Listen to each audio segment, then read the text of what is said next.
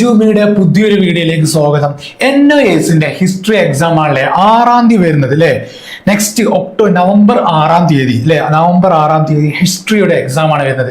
അപ്പൊ NOAS +2 പഠിക്കുന്ന വിദ്യാർത്ഥികളാണ് നിങ്ങളെങ്കിൽ ഇന്നത്തെ നമ്മളെ വീഡിയോ എന്ന് പറഞ്ഞാൽ ഇന്നത്തെ നമ്മുടെ വീഡിയോയിൽ ചർച്ച ചെയ്യുന്നത് ഹാരപ്പൻ സിവിലൈസേഷൻ അല്ലേ? ഹിസ്റ്ററിയിൽ ഏറ്റവും പ്രധാനപ്പെട്ട ടോപ്പിക്കാണ് ഹാരപ്പൻ സിവിലൈസേഷൻ. അതിൽ നിന്നുള്ള ചില ചോദ്യങ്ങളും ഉത്തരങ്ങളും മാത്രം ഡിസ്കസ് ചെയ്തുകൊണ്ട് നമുക്ക് നിർത്താം. ഒന്നാമത്തെ ചോദ്യത്തിലേക്ക് പോയാൽ മക്കളെ, എന്താണ് ഒന്നാമത്തെ ചോദ്യം?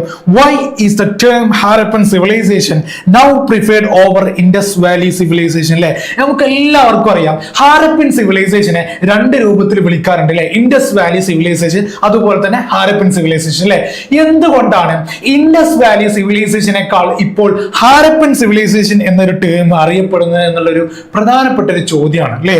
അതിന്റെ ഉത്തരത്തിലേക്ക് നോക്കുകയാണെന്നുണ്ടെങ്കിൽ initially called the Indus valley civilisation because most early settlements were found near Indus River അല്ലേ?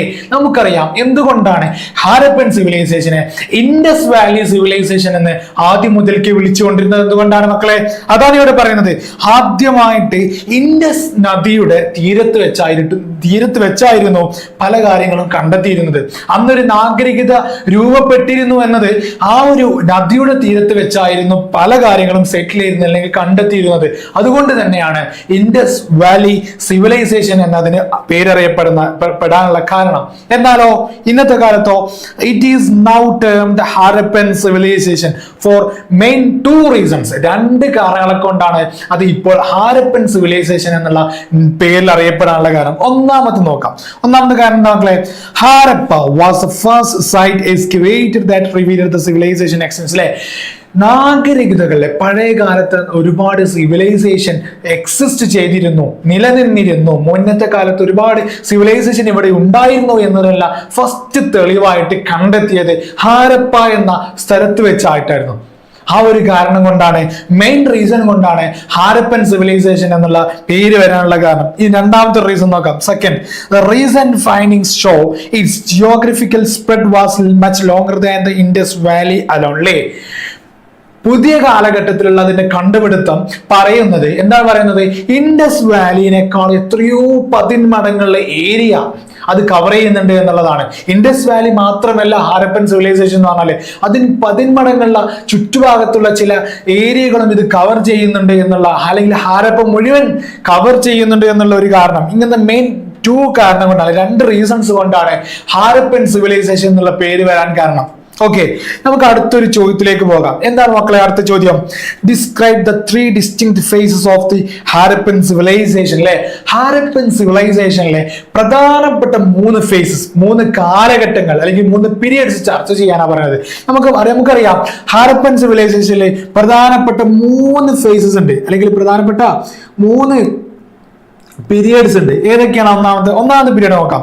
എന്താ പറയുന്നത്? The civilisation is divided into 3 phases. 3 ഫേസിലാക്കിയിട്ട് സിവിലൈസേഷൻ പ്രധാനമായി 3 ഫേസസിലാക്കിയിട്ട് സിവിലൈസേഷനെ തിരിക്കുന്നുണ്ട്. ഒന്നാമത്തെ ഫേസ് എന്താ? 3500 BC മുതൽ 2600 BC വരെയാണ് ഒന്നാമത്തെ ഫേസ് എന്ന് പറയുന്നത്. Was marked by elementary town planning and trade അല്ലേ? ആ ഒരു സമയത്തായിരുന്നു അവരുടെ എങ്ങനെയായിരിക്കണം ഒരു ടൗൺ ഉണ്ടായിരിക്കേണ്ടത്, അല്ലെങ്കിൽ വ്യാപാരം എങ്ങനെയായിരിക്കണം എന്നുള്ള കാര്യങ്ങൾക്കൊക്കെ മുൻതൂക്കം കൊടുത്തിട്ടുള്ള, അല്ലെങ്കിൽ അതിലൊക്കെ വല്ലാത്തൊരു വികസനം നേടിയിട്ടുള്ള ഒരു കാലഘട്ടമായിരുന്നു. അപ്പൊ 3500 BC മുതൽ 2600 BC വരെ ഹാരപ്പൻ സിവിലൈസേഷനിലെ ടൗൺ പ്ലാനിങ്ങും അതേപോലെ തന്നെ വ്യാപാരവും തമ്മിലുള്ള ആ ഒരു കണക്ഷന്റെ അല്ലെങ്കിൽ വികസനത്തിന്റെ കാലമായിരുന്നു. അതാണ് ഒന്നാമത്തെ ഫേസ് എന്ന് പറയുന്നത്. രണ്ടാമത്തെ ഫേസ് എന്ന് പറയുമ്പോൾ മെച്യൂർ ഹാരപ്പൻ ഫേസ് അല്ലെ? അതൊന്നുകൂടി ഒരു മെച്യൂർഡ് ആയിട്ടുള്ള ഒരു ഫേസ് തന്നെയായിരുന്നു. 2600 BC മുതൽ 1900 BC വരെ ആയിരുന്നു അതിന്റെ കാലഘട്ടം എന്ന് പറയുന്നത്. Was the peak with well developed cities and extensive trade അല്ലെ? ഒന്നാമത്തെ കാലഘട്ടത്തിൽ അവരുടെ ടൗൺ പ്ലാനിങ്ങും അതേപോലെ തന്നെ ട്രേഡിങ്ങിന്റെ ഒരു ചർച്ച തുടങ്ങുന്നേ ഉള്ളൂ, അല്ലെങ്കിൽ അത് വികസിച്ച് വരുന്ന കാലഘട്ടമാണ്. എന്നാൽ രണ്ടാമത്തെ കാലഘട്ടം അത് മെച്ചോർഡായി വികസനം പൂർത്തിയായ ഒരു കാലഘട്ടമാണ് രണ്ടാമത്തെ കാലഘട്ടം എന്ന് പറഞ്ഞത്. 2600 BC മുതൽ 1900 BC വരെയാണ്. അവിടെ എന്തൊക്കെയാണ്?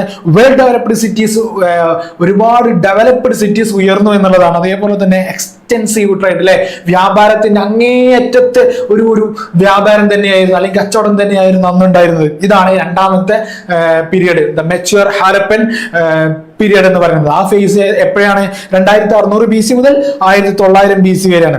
ഇതാണ് രണ്ട് ഫേസ് പറഞ്ഞോ. ഇനി മൂന്നാമത്തെ ഒരു ഫേസ് ഉണ്ട് മക്കളെ. ഏതാണ് ആ phase? The late Harappan phase. 1900 BC മുതൽ 1400 BC വരെയാണ് ആ ഫേസ് ഉള്ളത്. ആ ഫേസിൽ എന്താണത്? Was a period of decline അല്ലേ, where cities were abandoned and urban trades disappeared അല്ലേ. അതൊരു ഹാരപ്പൻ സിവിലൈസേഷന്റെ തകർച്ചയുടെ ഒരു ഫേസ് ആയിരുന്നു എന്നുള്ളതാണ് മനസ്സിലാക്കേണ്ടത്. പ്രധാനപ്പെട്ട 3 ഫേസ്. ഒന്നാമത്തെ ഫേസ് എന്തായിരുന്നു? ഒരു ടൗൺ പ്ലാനിങ്ങിന്റെ പീരീഡ് ആയിരുന്നു. അതെപ്പോഴാണ്? 3500 BC മുതൽ 2600 BC വരെ. ഇനി 2600 BC മുതൽ 1900 BC വരെ അത് സെക്കൻഡ് പീരീഡ് ആയിരുന്നു അല്ലെങ്കിൽ സെക്കൻഡ് ഫേസ് ആയിരുന്നു. അവിടെയായിരുന്നു അവരുടെ പല സിറ്റീസും ഡെവലപ്പ് ആയി വന്നിട്ടുള്ളത്. ഇനി മൂന്നാമത്തെ ഫേസ് ആണ് 1900 മുതൽ 1400 ഫേസ്, ആ ലേറ്റ് ഹാരപ്പൻ ഫേസ് എന്ന് പറയും. ആ ഫേസിലാണ് അവരുടെ ഡിക്ലൈൻ, അവരുടെ തകർച്ച രൂപപ്പെട്ടുണ്ടാകുന്നത്. ഇനി അടുത്തൊരു ചോദ്യത്തിലേക്ക് നമുക്ക് പോകാം. Explain the economic importance of agriculture and pastoralism for the Harappan people. Harappan ജനതയുടെ അഗ്രികൾച്ചറിന്റെ ഇമ്പോർട്ടൻസ്, അവരുടെ കൃഷിയുടെയും അതേപോലെ തന്നെ പാസ്റ്റോറലിസം എന്ന് പറഞ്ഞാൽ എന്താണ്? അനിമൽ ഹസ്ബൻഡറി എന്ന് പറയും അല്ലെ, കന്നുകാലികളുടെ ഒരു പരിപാലന കേന്ദ്രം. അവരുടെ അതിൻ്റെയൊക്കെ ഇമ്പോർട്ടൻസ് എന്തായിരുന്നു? അതേപോലെ തന്നെ മെൻഷനിങ് കീ ക്രോപ്സ് ദേ കൾട്ടിവേറ്റഡ്, അവർ കൊയ്തെടുത്ത അല്ലെങ്കിൽ അവർ കൃഷി ചെയ്തെടുത്തിട്ടുള്ള ക്രോപ്സ്, പ്രധാനപ്പെട്ട ധാന്യങ്ങൾ ഏതായിരുന്നു എന്നുള്ളതാണ് ചോദ്യം. നമുക്ക് നോക്കാം. Agriculture and pastoralism formed was the base of the Harappan എക്കോണമിയിലെ.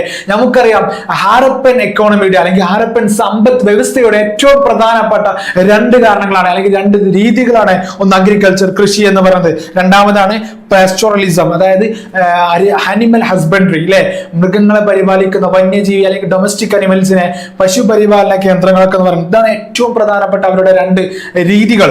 അതേപോലെ തന്നെ with fertile Indus alluvium allowing for surplus production that supported non agricultural population and trade അല്ലെ. ആ അന്നത്തെ ജനതയിൽ ഉണ്ടാവും എന്ത്? നോൺ അഗ്രികൾച്ചർ ആയിട്ടുള്ള ആൾക്കാർ അല്ലെ, കൃഷി ചെയ്യാത്ത അല്ലെങ്കിൽ കൃഷി ചെയ്യാൻ ആഗ്രഹിക്കാത്ത ജനങ്ങളുണ്ടാവും. അതേപോലെ തന്നെ വ്യവസായം ചെയ്യാത്ത ജനങ്ങളുണ്ടാവും.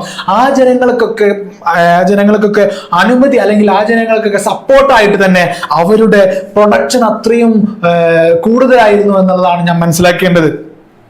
അതുകൊണ്ട് തന്നെ അതിന്റെ ഇമ്പോർട്ടൻസ് മനസ്സിലാക്കേണ്ടതാണ്. ഒന്നെന്ന് പറഞ്ഞാൽ അതിന്റെ ഇമ്പോർട്ടൻസ് ആണ്. എന്താണ്? കൃഷി ചെയ്യാത്ത ഒരുപാട് ആളുകളുണ്ടാവും, അതേപോലെ തന്നെ വ്യവസായം ചെയ്യാത്ത ഒരുപാട് ആളുകളുണ്ടാവും. ഇവർക്കൊക്കെ ഉപകാരമായിട്ടാണ് ഇവരുടെ പ്രൊഡക്ഷൻ, ഇവരുടെ അത്രയും സർപ്ലസ് പ്രൊഡക്ഷൻ ആയിരുന്നു. ഒരുപാട് പ്രൊഡക്ഷൻ ഉണ്ടായതുകൊണ്ട് തന്നെ ഈ തരം ജനങ്ങൾക്കും ഉപകാരപ്പെട്ടു എന്നുള്ളതാണ്. ഇനി നമ്മുടെ നേരത്തെ ക്വസ്റ്റ്യനിൽ ചോദിച്ച പോലെ എന്തൊക്കെയായിരുന്നു അവിടുത്തെ ക്രോപ്സ് കൾട്ടിവേറ്റ്, അവർ ചെയ്തെടുത്ത അല്ലെങ്കിൽ വിതച്ചെടുത്ത ക്രോപ്സ്, ധാന്യങ്ങൾ ഏതായിരുന്നു ചോദിക്കുകയാണെന്നുണ്ടെങ്കിൽ ഏറ്റവും പ്രധാനപ്പെട്ടതാണ് ബീറ്റ്, ബാർലി, സീസം, മസ്റ്റാർഡ്, ഗോതമ്പ്, അങ്ങനെ ഒരുപാട് കാര്യങ്ങൾ. Cotton was also the major crop and evidence അല്ലെ. കോട്ടണും പരുത്തിയും അവിടുത്തെ ഏറ്റവും പ്രധാനപ്പെട്ട ഒരു ക്രോപ്പായിരുന്നു എന്നുള്ളതാണ് മനസ്സിലാക്കേണ്ടത്. അതേപോലെ തന്നെ evidence for rice has been found at Lothal and Rangpur അല്ലെ. ലോഥാലിലും റാങ്പൂരിലും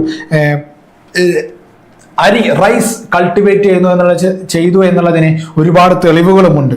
ഓക്കെ, ഇനി നെക്സ്റ്റ് ആൻഡ് ലാസ്റ്റ് ഒരു ചോദ്യത്തിലേക്ക് നമുക്ക് പോകാം. List and briefly explain 2 major theories proposed for the decline of Harappan civilisation അല്ലെ.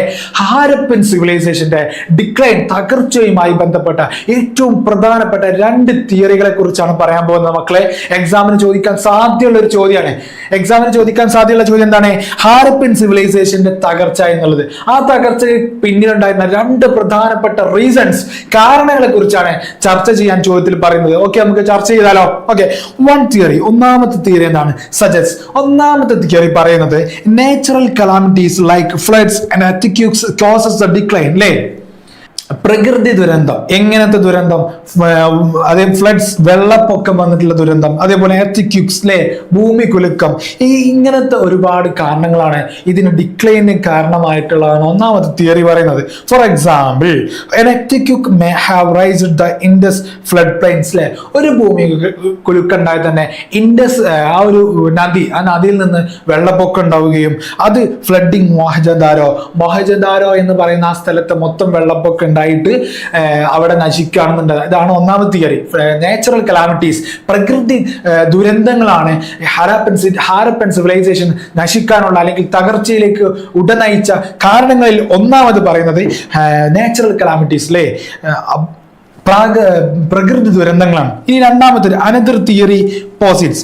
രണ്ടാമത്തെ തിയറി പറയുന്നത് എന്താണ്, അല്ലെങ്കിൽ രണ്ടാമത്തെ ഒരു തിയറി പറയുന്നത് that increased aridity around 2000 BC and the drying up of the rivers in the Gaggar Hakra അല്ലേ.